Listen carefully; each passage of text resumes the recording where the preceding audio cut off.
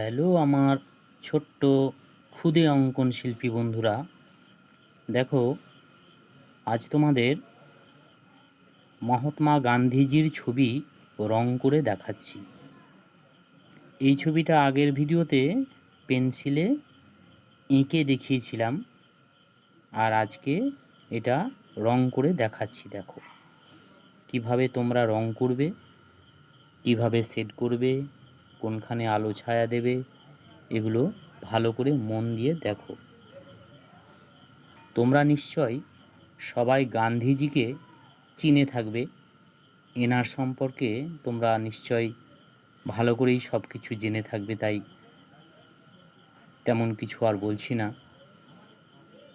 গান্ধীজি কিন্তু এই আমাদের ভারতবর্ষ স্বাধীন হবার পিছনে একটা বিশেষ অবদান ছিল।